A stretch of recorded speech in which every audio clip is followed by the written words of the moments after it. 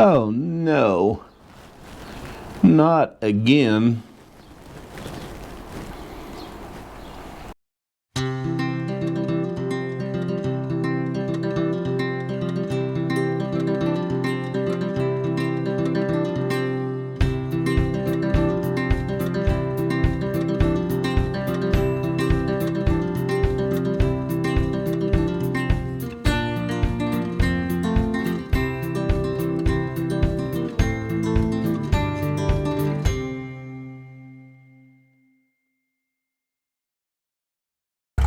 Good morning, everybody. It is a beautiful Friday the 18th of April 2026, and it is cold. We had an overnight low temperature down around 20 degrees, and today it might hit 60, maybe. We're talking high 50s. Anyway, we're here out by Day-EDGE&TA, Idaho at a antique tractor pull today, and I'll show you some of the action as some of the guys are still showing up and starting to unload.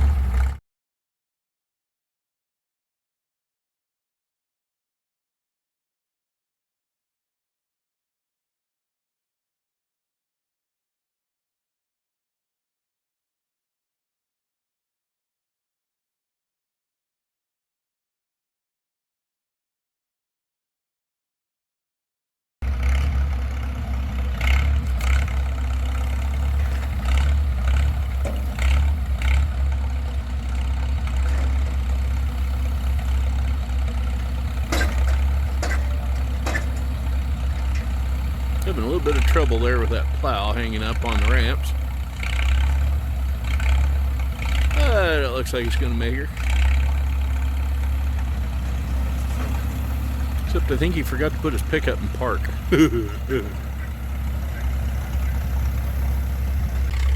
Y'all are going to have to bear with me today. I forgot and left GoPro at home. I brought extra batteries, brought my microphone, and even the tripod, but I left the camera at the house. So we're recording it all today on the cell phone, so it'll be a little bit shaky. I guess we're going to offload Skylar's Silcock, our chapter president. I guess we're going to offload his plow with this loader he just drug in here. He's got a nice little 350 over there and a 3-bottom deer that he's going to be pulling today.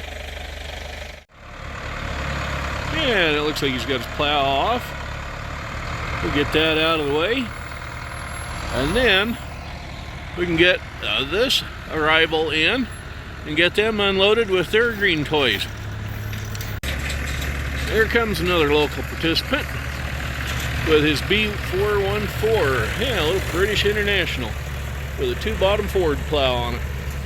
Here we have Skylar Silcock going to start his Farmall 350 diesel and roll it off the trailer. He and the rest of the guys are chatting about something that they need. Oh, you got to jump start him to get him to going today. Must have left the key on. There we go. Skylar's finally got her started, and he's going to back that tractor right off of the trailer there.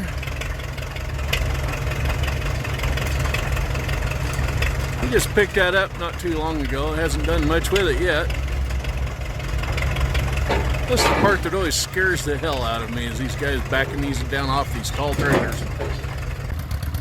And there's a longtime friend, Mark Applewhite, from over at Jerome, Idaho, coming in with his little L series John Deere and a single bottom plow. Yeah. We'll see where he ends up dropping the plow in the ground and going, and we'll get some film footage of the guys out there stirring some dirt today. If anybody has ever seen one of these tumble plows trip, they can be quite the interesting piece. There it goes right there. A lot of folks, other than out here where we do row crop with corrugates for irrigation, have not seen one of those tumble plows do their thing. They're more familiar with a one-way type plows. The single front tire is a little bit unusual, but it's real common in the row crop areas like what we have around here with the corrugated irrigation. And I really like Howard's battery box adaptation thing here. He's got the original box with tools in it, and he's put this thing on the side where you can get to it easy.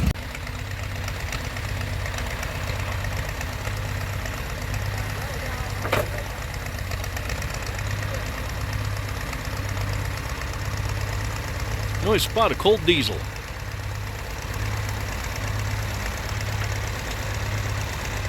Little girl's running pretty smooth though.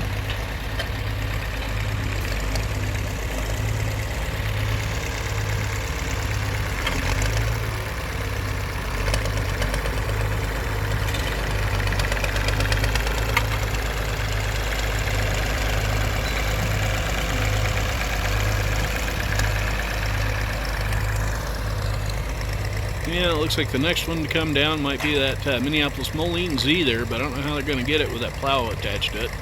It might roll off there without getting hung up.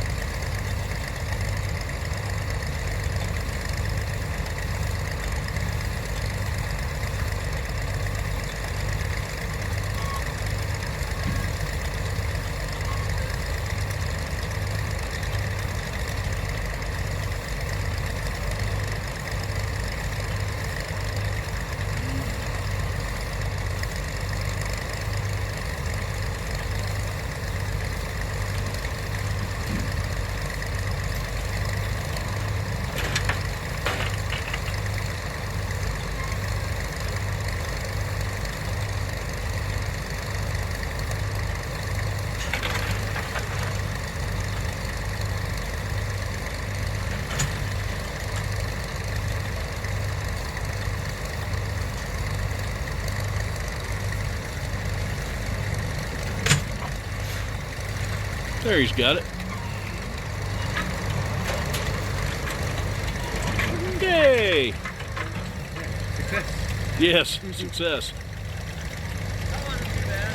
And here comes the guys back this way, and why they made the dog leg is anybody's guess.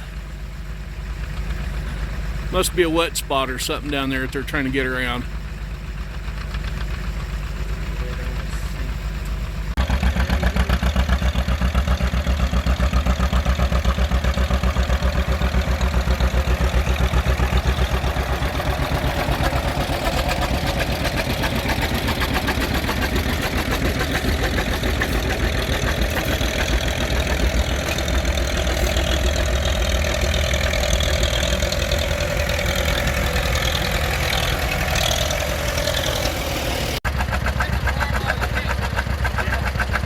Of course, we got to make some adjustments yet, but they seem to be doing pretty good.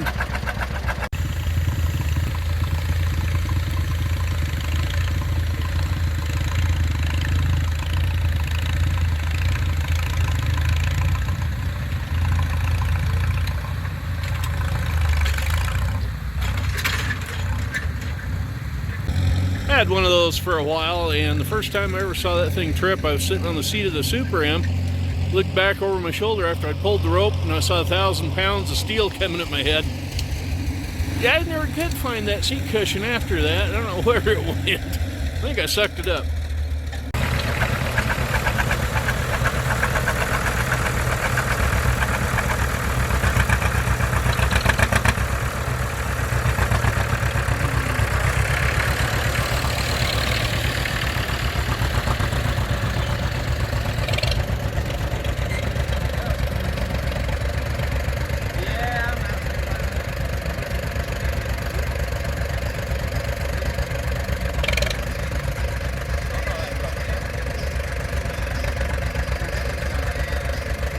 We're even teaching some young fellers how to make things work on some of these new older tractors. They're familiar with push buttons, not levers. There he goes.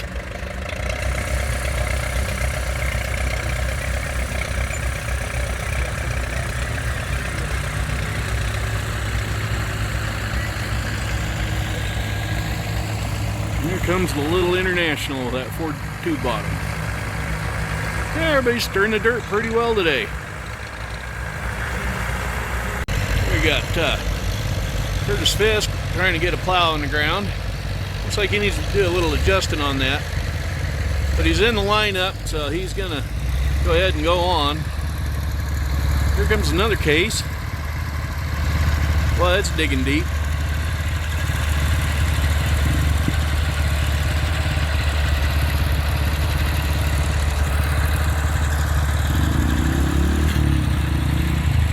And you can see those mountains back there. Yeah, those are the ones we used to be able to see from the farm when I had the farm. And as you can tell, they still got a lot of snow up on top. And here comes Mark Applewhite on his little LA. He's actually plowing deeper than a lot of the other tractors are. I think he might have raised it up a little bit though, but that little LA's pulling along, doing pretty good.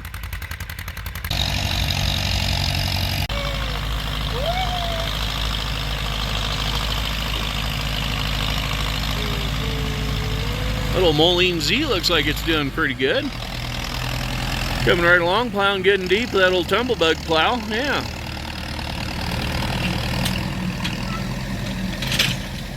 Now, Minneapolis Moline did have its own tumble plow, so to speak, and I've only seen two of them. One was at a museum and one was at a scrapyard. Looks like Mark's holding up the parade a little bit there. He's got all the cases wanting to run him over. Well, we've all started in early today, and just before lunch, everybody did their breakdown time and their adjustment time, and a couple of tractors already left for the day because of the issues that they were having problems with. And now it is lunchtime. Yeah, everybody had a barbecue burger today inside and whatever. So yeah, we all took a little bit of time out right in the middle of the day.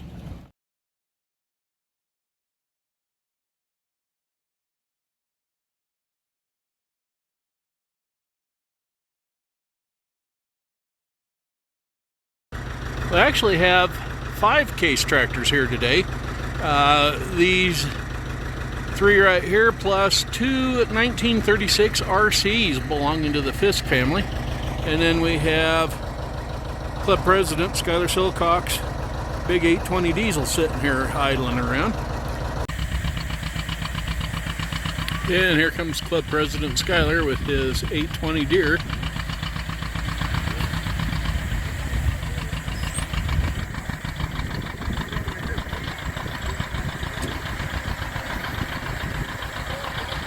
I don't know who's doing that goofy plow line down there, but man, these guys are having a heck of a time plowing straight.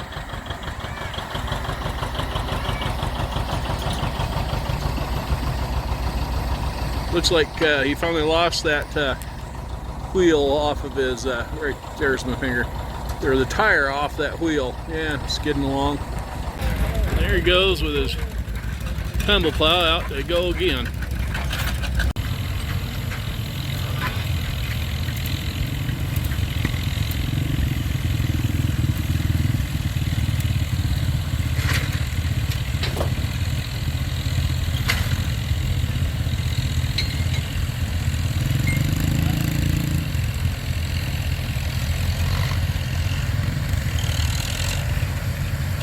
Yep, it tripped.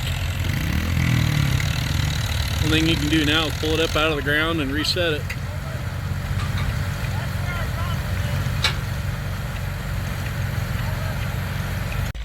And the breakdown committee is working on Jonathan's tumble plow, trying to get it lubed up enough so it'll trip right and flip around and do its thing. And he's got a case sneaking up behind him, so he might ought to want to get on or get her fired up, at least get it out of the way so that case can come on through. Okay, he's back at it. Let's see if he can trip it and get that plow to come up out of there. Oh, there she went down in, so you pull it again. There you go. That'll trip, roll over and come up on all fours, so to speak.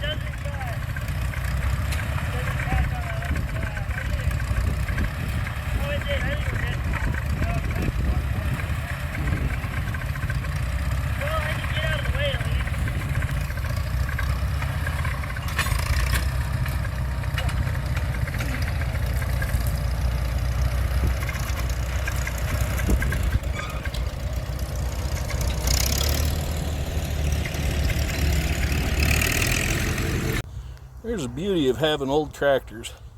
Even though that tire looks like that, it's still serviceable and runnable on these old tractors. It is kind of sad when you have a nice antique like that. The rear tires, 2 of them, cost more than 4 or 5 or 6 for your car. Yeah, those tires are not cheap, especially that size. They're a 36-inch rim, which is kind of a oddball for an old tractor. Looks like that chain Skylar wrapped around that tire that drives the trip mechanism.